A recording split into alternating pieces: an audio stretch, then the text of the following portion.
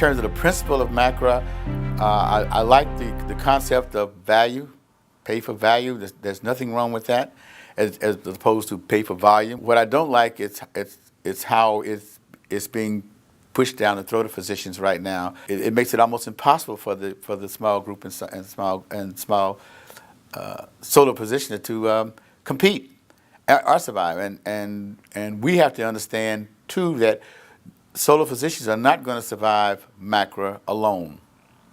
And we have to learn how to work together. I think most physicians who are upset now, that we hear that figure, 46% of them are depressed, are ready to retire, run away. And a lot of that has to do with the fact that we don't feel we have control of what's going on. We need to come together and galvanize ourselves through an organization like LACMA, which I think is the best organization that I know of in California that's tackling this issue on behalf of doctors. MACRA is coming, whether you like it or not.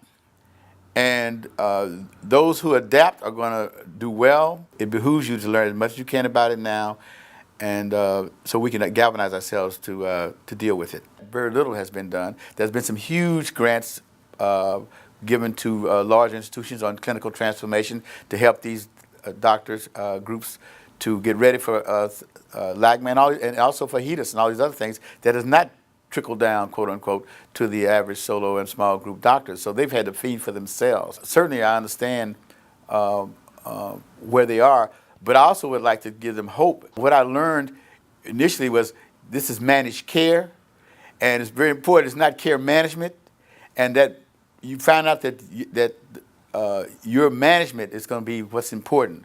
Doctors know how to take care of their patients. What they have to deal with is how to manage all this other bureaucracy that's surrounding them now, bring the value of letting them practice medicine, you know, and get back to what brought them into medicine in the first place, taking care of patients. And when you give them all these distractions that they have to deal with, and you also are not compensating them for that as well, so they can even, you know, successfully manage their practices, then you're going to get this kind of reaction. That's what we're trying to save. My gut is telling me that the big boys are taking over, that it's really almost too late. But because I know right now we still, the solo and small group practitioner is still provide the majority of the services, there's still hope for us out there. That's going to be the crux of whether we survive or not. It's going to be how well physicians can come together, organize, and create pathways and environments that compete with the bigger groups. And the only way we can do that is getting resources from the state, letting the federal government and everybody understand that we are out there fighting this battle alone, because we're not getting this kind of support that the bigger institutions are getting. Unless we can change that, I'm not optimistic.